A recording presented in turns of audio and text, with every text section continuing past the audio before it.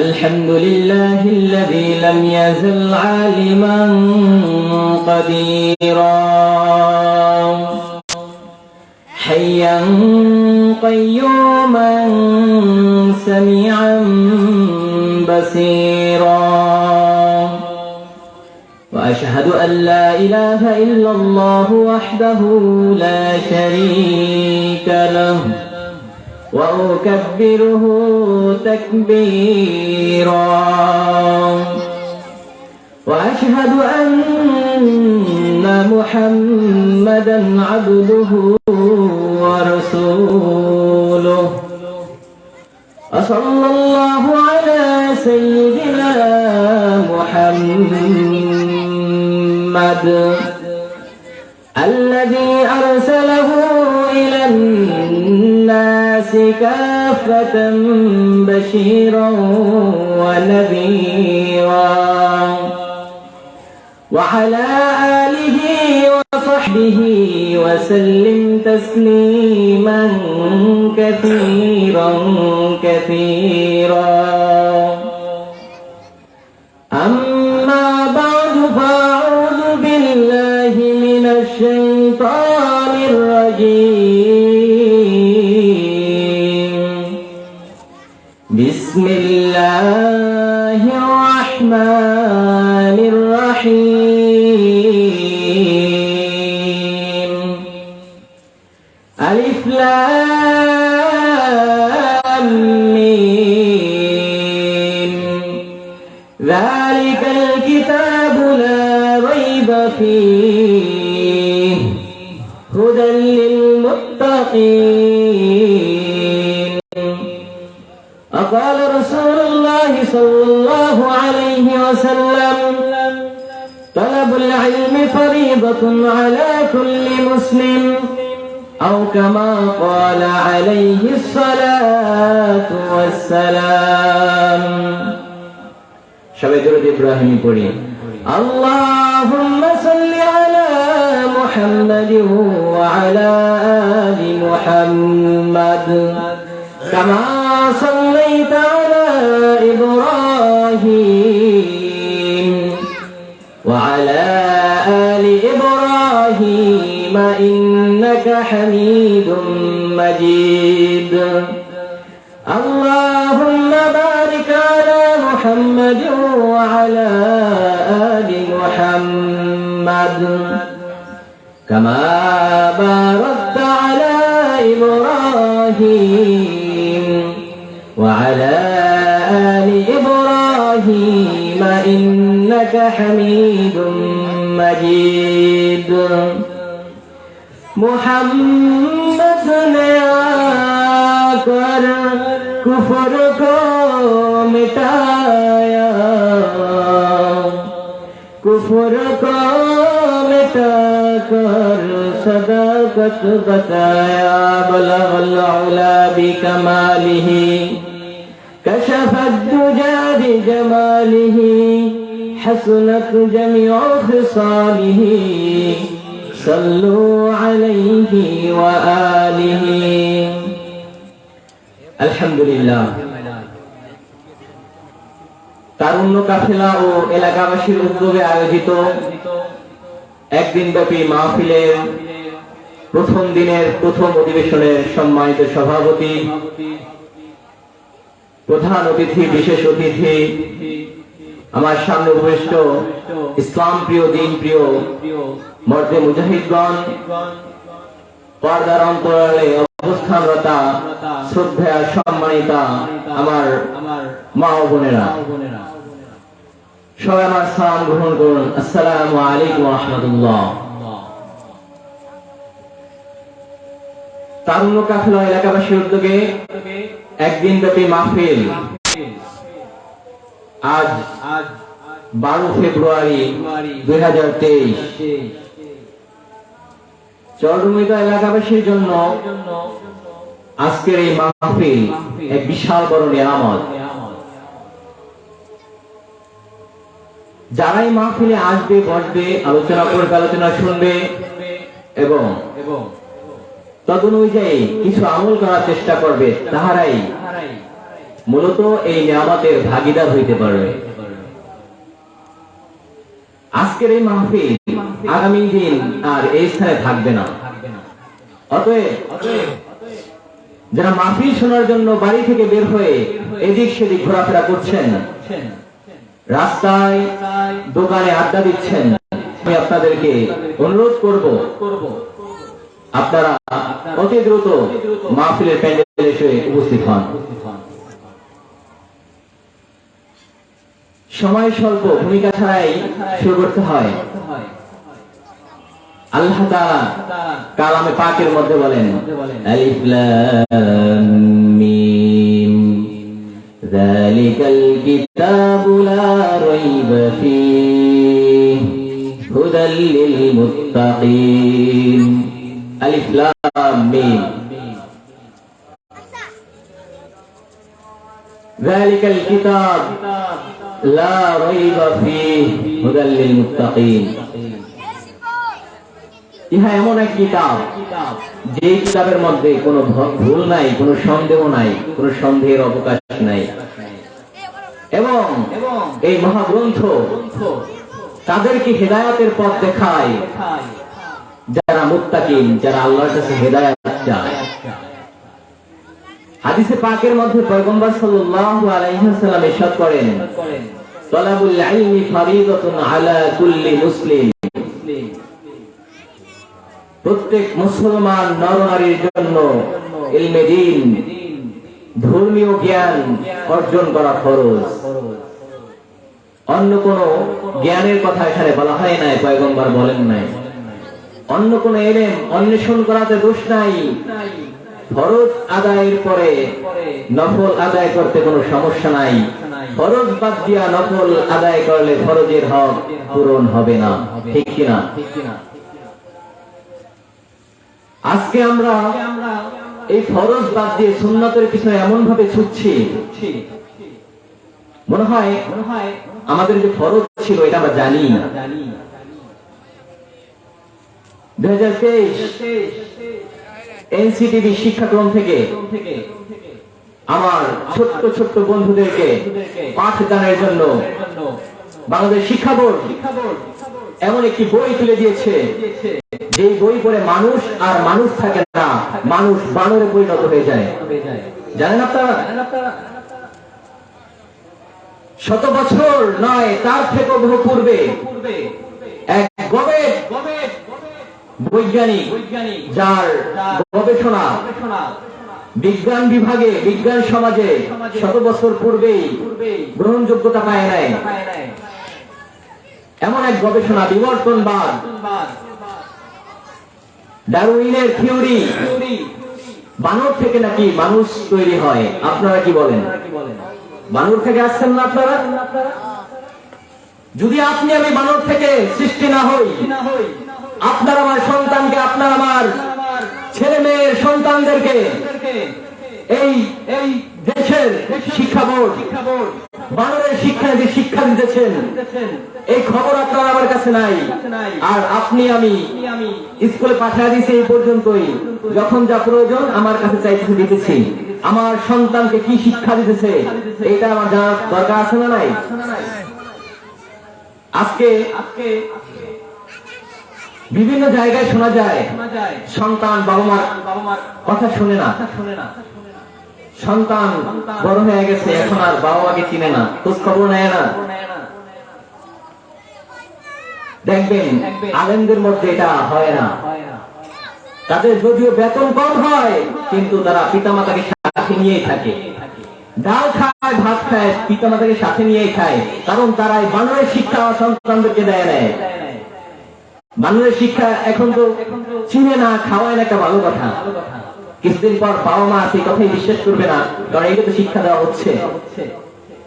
আমরা এই শিক্ষানীতিকে তীব্র নিন্দা প্রতিবাদ জানাচ্ছি। আমরা আমাদের সন্তানদেরকে, কোমলমতি শিশুদেরকে এই বানর নীতি শিক্ষা দিব না ইনশাআল্লাহ। আল্লাহ আমাদেরকে কবুল করুন। বলতেছিলাম, কোরআন মানুষকে হেদায়েতের পথ দেখায়, আর কোরআনের কোনো ভুল নাই। কোরআন নাজিল হয়েছে কবে? 1400 বছর প্লাস সময় হয়ে গেছে। কোরআন নাজিল হয়েছে সেই সুদূর আরবে। নবী আলাইহিস সালাতু ওয়াস সালাম দুনিয়াতে আসার পূর্বে আরবের সমাজটা ছিল অন্ধকারাচ্ছন্ন, জাহিলিয়াতে পরিপূর্ণ। হযরত ঈসা আলাইহিস সালাতু ওয়াস সালাম এবং বিশ্বনবী সাল্লাল্লাহু আলাইহি ওয়াসাল্লামের মধ্যকার সময়টা ছিল জাহিলি সমাজ। ঐতিহাসিকগণ বলেন 570 বছর, 600 বছর, কেউ 500 বছর। 600 বছরের কওলটা বেশি গ্রহণযোগ্য। ঈসা আলাইহিস সালাতু ওয়াস সালাম আমার নবীর মধ্যখানে লং টাইম নবী ছাড়া একটি সমাজ পরিচালিত হয়েছে যেখানে কোনো নবী নাই, দিক নির্দেশনা দেওয়ার মতো কেউ নাই। ওই সমাজের মানুষরা কেমন ছিল? অনেক জাহেল ছিল। জাহেল কাকে বলে? মূর্খতাকে বলে। চরম পর্যায়ে যখন পৌঁছে যায়, আরবের মানুষেরা জীবিত কন্যা সন্তানদেরকে দাফন করে দিত। তারা মনে করত কন্যা সন্তান হচ্ছে বোঝা বোঝা। আমার নবী সাল্লাল্লাহু আলাইহি ওয়াসাল্লাম দুনিয়াতে আসার পূর্বে কি করেছেন? নারীদেরকে অধিকার দিয়ে দিয়েছেন। কিসের অধিকার? নো, মেয়েদেরকে নয়। মেয়েদেরকে জীবিত দাফন কেন? তাদেরকে জীবিত দাফন দেয়া যাবে না। আল্লাহ নবী সাল্লাল্লাহু আলাইহি ওয়াসাল্লাম ঘোষণা দিয়ে দিলেন, যার এক কন্যা সে জান্নাতি, যার দুই কন্যা সে জান্নাতি, যার তিন কন্যা সেও জান্নাতি। সুবহানাল্লাহ। এমনকি আল্লাহ রাসূল সাল্লাল্লাহু আলাইহি ওয়াসাল্লাম নিজে 4 কন্যার পিতা ছিলেন। আল্লাহ নবী সাল্লাল্লাহু আলাইহি ওয়াসাল্লামের কোনো পুত্র সন্তান জীবিত থাকেনি। বালেগ হওয়ার পূর্বে আল্লাহ তাআলা দুনিয়া থেকে নিয়ে গেছেন। এমন জাহেলি সমাজ ছিল, কন্যা সন্তানকে দাফন করে দিত। আরবের লোকেরা কাবা ঘর জিয়ারত করত উলঙ্গ অবস্থায়। মানুষের ভিতরে ন্যায় ইনসাফ ছিল না। নবী আলাইহিস সালাতু ওয়াস সালাম দুনিয়ার মধ্যে আসার পরে একটি সুন্দর সমাজ গড়ে তোলার জন্য চেষ্টা করেছেন। কি করেন নাই? করেছেন। আল্লাহ নবী সাল্লাল্লাহু আলাইহি ওয়াসাল্লাম নারীদেরকে সমান অধিকার দেয় নাই। আজকে সমান অধিকারের জন্য আমার বোনেরা চিল্লায়, ও মা তুমি তো জানো না আল্লাহ নবী সাল্লাল্লাহু আলাইহি ওয়াসাল্লাম তোমাদেরকে অগ্রাধিকার দিয়ে দিয়েছে। এখন আমার বোনেরা বোঝে না, না বুঝে চিল্লায়। এরা বেশি আছে, এরা কমাইতে চায়। বোকা দল। আল্লাহ নবী সাল্লাল্লাহু আলাইহি ওয়াসাল্লাম 40 বছর পর্যন্ত নিজের ব্যক্তি জীবনকে পরিশুদ্ধ করার জন্য চেষ্টা করেছেন। 40 বছরের মধ্যে আল্লাহ নবীকে কেউ খারাপ জানে না, সবাই ভালো পায়। এ মুহাম্মদ সাল্লাল্লাহু আলাইহি ওয়াসাল্লামের মতো সন্তান আরবের মধ্যে আর নাই। তাকে কাফেররা আল আমিন বলে উপাধি দেয়। কি বলে? আল আমিন, বিশ্বস্ত ব্যক্তি। এর মতো এত ভালো একটা ছেলে আর কেউ নাই, যার 63 বছরের জিন্দেগির মধ্যে একটি মিথ্যার স্পট নাই। 40 বছর পরে আল্লাহ নবী সাল্লাল্লাহু আলাইহি ওয়াসাল্লাম যখনই কালিমার বাণী নিয়ে আসলেন, কালিমার বাণী আল্লাহ রাব্বুল আলামিন নাযিল করে দিয়েছেন। এখন আর বসে থাকার সুযোগ নাই। কালিমার দাওয়াত দিতে হবে, তাওহীদের দাওয়াত। আল্লাহ নবী তাওহীদের বাণী যখন দাঁড়ে দাঁড়ে ছুটছেন, কাফেররা বলতেছে এই ছেলে তো ভালো না। বুঝছেন? হুজুর এতদিন ভালো আছিল, হুজুর সুদের বিরুদ্ধে ওয়াজ করে না। হুজুরে কত ভালো, হুজুরে আমার দলের বিরুদ্ধে ওয়াজ করে না। হুজুরের যে রাজনীতির কথা করা শুরু করছে, হুজুরে অনেক খারাপ। কি বলেন? হুজুর রাজনীতি করবো কি লিখছে? রাজনীতি যদি কোরআনে থাকে আমরাও করবো, কি করবো না? রাজনীতি কোরআনে হাদিসে নাকি গান আছে? হুজুরে মোটে নামাজ পড়বো আর মাইশে বাড়িতে দাওয়াত খাইবো, মিলাদ করবে লোকাম, ঠিক না? আল্লাহ নবী সাল্লাল্লাহু আলাইহি ওয়াসাল্লাম রাতের আধারে তাহাজ্জুদের মধ্যে আল্লাহ নবীর পা মোবারক ফুলে কলা গাছের মতো মোটা হয়ে যেত। পক্ষান্তরে আল্লাহ নবী সাল্লাল্লাহু আলাইহি ওয়াসাল্লাম জিহাদের ময়দানে সিপাহসালার দায়িত্ব পালন করেছেন। আল্লাহ নবী সাল্লাল্লাহু আলাইহি ওয়াসাল্লাম রাষ্ট্রপ্রধান ছিলেন, এইগুলা জানি না, এগুলা জানতেও চাই না। আমরা বলি কোরআন হাদিসে কি নাই, রাজনীতি নাই। আমি হুজুর অনেক ভালো, আমি রাজনীতি মুক্ত। যারা রাজনীতি করে তারা সমাজকে নেতৃত্ব দেয়, আর যারা করে না তারা হলো গোলাম, অন্যের নেতৃত্বাধীন থাকে। ইসলাম নেতৃত্ব দিতে শিখিয়েছে। তুমি যদি নেতৃত্বের পিছনে চলে যাও তাহলে দেখো আমাদের উপরে কিভাবে, মুসলমানদের উপরে দৈনন্দিন নির্যাতন করা হচ্ছে বিভিন্ন দিক থেকে। এরকমটা হওয়া স্বাভাবিক কিছু নয়, আমাদেরকে এগিয়ে আসতে হবে। আল্লাহ নবী সাল্লাল্লাহু আলাইহি ওয়াসাল্লামের উপরে কোরআন নাযিল হয় 1400 বছর পূর্বে। তখন তো মিডিয়ার যুগ ছিল না। মরুভূমি অঞ্চলে নবী সাল্লাল্লাহু আলাইহি ওয়াসাল্লাম হিরা প্রান্তরে, হিরা গুহার মধ্যে ধ্যান করেন। আল্লাহ কোরআন নাযিল করেন, আয়াত নাযিল করেন।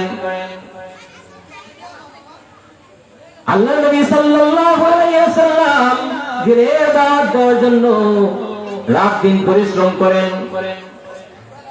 রাসূলুল্লাহ সাল্লাল্লাহু আলাইহি ওয়াসাল্লাম তায়েফের ময়দানে সেই রক্ত ঝরা কি হৃদয় বিদারক ইতিহাস।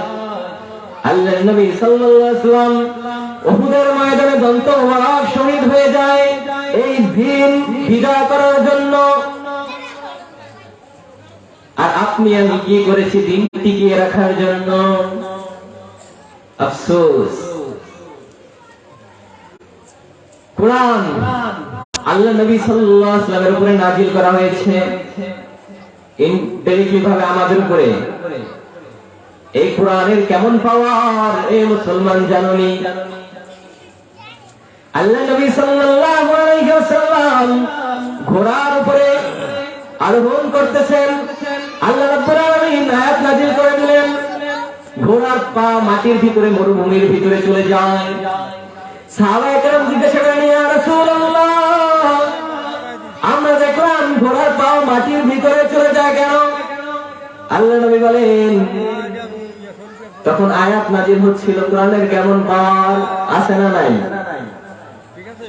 আল্লাহ নবী সাল্লাল্লাহু আলাইহি ওয়াসাল্লাম সাহাবীর পায়ের উপরে, রানের উপরে মাথা রেখে একটু বিশ্রাম ছিলেন ঘুমন্ত অবস্থায়। আল্লাহ রাব্বুল আলামিন আয়াত নাযিল করে দিলেন। সাহাবী বলেন, আমি এত পেইন অনুভব করলাম, এত ব্যথা অনুভব করলাম, মনে হচ্ছে আমার পায়ের অংশটুকু মাটির ভিতরে চলে যাচ্ছে। আল্লাহ নবীকে জাগ্রত হলে জিজ্ঞাসা করা হচ্ছিল, ইয়া রাসূলুল্লাহ, আমার এমন হচ্ছিল কেন? আল্লাহ নবী বলে, তখন আয়াত নাযিল হইতেছিল। কোরআনের পাওয়ার আছে কি নাই? আল্লাহ নবী সাল্লাল্লাহু আলাইহি ওয়াসাল্লাম তার ঘরের মধ্যে বসে কোরআন তেলাওয়াত করেন। ওইদিকে কাফেররা কি নবীর বিরোধী নাকি বন্ধু? বিরোধী না, নবীর শত্রু। আবু জাহেল, আবু লাহাব সহ যারা ছিল, ওনারা নবীর ঘরের চারপাশে যায় নবীর তেলাওয়াত শুনে। তেলাওয়াত, নবীর তেলাওয়াত এত সুন্দর। দিনের বেলা কাফের নবীর বিরোধিতা করে, আর রাতের বেলা যায় নবীর ঘরের আশেপাশে নবীর তেলাওয়াত শুনে। একদিন দেখা হয়ে গেছে, কিরে তুই দেখাইছো, তুই আইছো কি লেখা? এরপর পরের দিন দারুণতায় মিটিং হইল। এই আল্লাহ নবীর ঘরের ধারে কাছে আর যাওয়া যাইতো না। আগে পরে যারা গেছে ওই কথা বাদ, নতুন করে আগামী দিন থেকে আর কেউ কি করবে না, মুহাম্মাদের ঘরের ধারে কাছেও যাইবে না সাল্লাল্লাহু আলাইহি ওয়াসাল্লাম। মিটিং হয়ে গেলে কেউ যাইব না। আবু জাহেল চিন্তা করতেছে, সবার মিটিং হয়ে গেছে, কেউ যাইব না, আমি একা একা আজকে তেলাওয়াত শুনুন। এইদিকে আবু লাহাব চিন্তা করতেছে, আজকে তো কেউ যাবে না, আজকে আমি একা যাবো, আজকে মনের মনে তেলাওয়াত শুনে ওই জায়গায় ঠান্ডা করুন। এই সবার চিন্তা ভাবনা একটাই, বুঝছেন? কেউই যাবে না, এখন সবাই গেছে, কারণ কারোরটা কেউ জানে না। অন্ধকার, নবীর ঘরের চারদিকে এক একজন এক একদিকে যা ঘুরতে ঘুরতে একজনের সাথে আর একজনের দেখা গেছে। তুই এই জায়গায় আসছো, আজকে দোয়া করলি, আজকে আমি না, তুইও তো দোয়া করছো, আমার তো আর কোনোদিন আও না। চিন্তা করছেন এই কোরআনের পাওয়ার এখনো আছে কি নাই? বেঈমান কাফেররা বুঝে না, একটা ফু দিলে এই কোরআনের বাণী এত পাওয়ার। দেখেন না, কত ডাক্তারের কাছে যায়,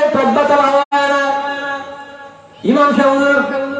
আয়াত পড়া দম করে দিছে, খায় ভালো হয়ে গেছে। আর কি করছে? ডাক্তারের হাজার হাজার টাকা দেয়, কোন দুঃখ নাই। হুজুরের পানি করে খায় ভালো হয়েছে, হুজুরের একটু হাজিয়া দিয়ে দেয় না। হুজুর পক্ষে হয়ে গেছে না, আমি তো হুজুরের সমস্যা নাই, হুজুর পক্ষে একটু কমুন, হাজিয়া তো দিয়ে বলছেন, হুজুরকে একটু দিয়ে খালি এক লাখ খায় না। কোরআনে অনেক পাওয়ার আছে ভাই। চাঁদে গিয়েছিল মানুষ, জানেননি?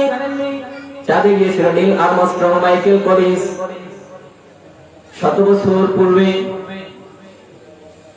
100 বছর না তার থেকে কিছু কম সময়। চাঁদে যাওয়ার পরে নীল আর্মস্ট্রং, মাইকেল কলিন্স বলেন, দুনিয়ার কোন নেটওয়ার্ক নাই, সেটা দুনিয়ার কোন সংযোগ আমাদের কাছে ছিল না।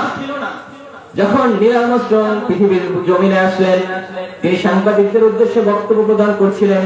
এমত অবস্থায় আজানের ধ্বনি শুনতে পেলেন। সাংবাদিকদেরকে বলেন, এটা কিসের ধ্বনি শোনা যায়?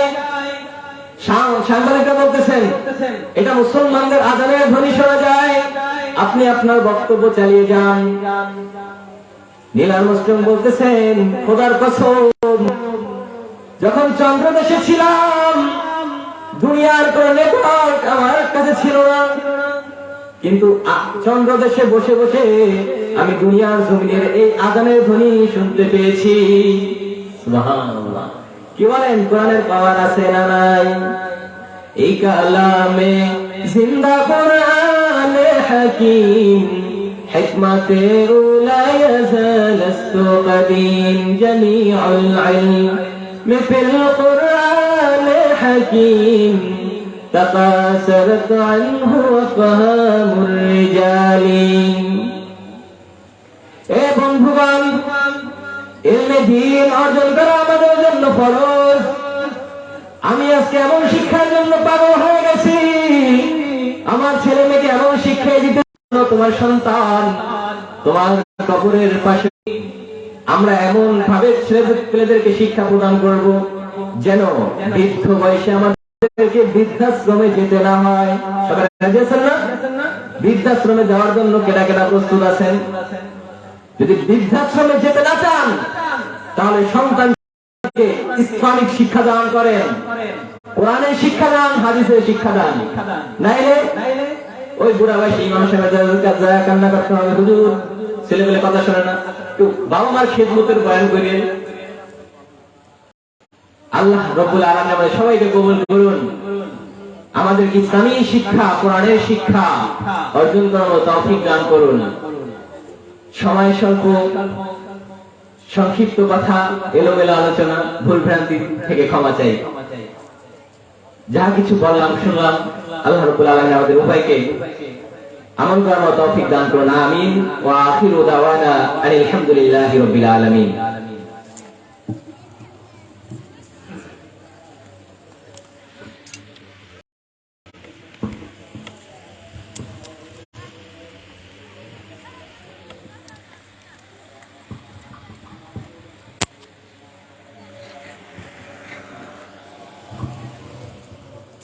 क्या हुआ थोड़ा देखा ही ना दिया। अल्हम्दुलिल्लाह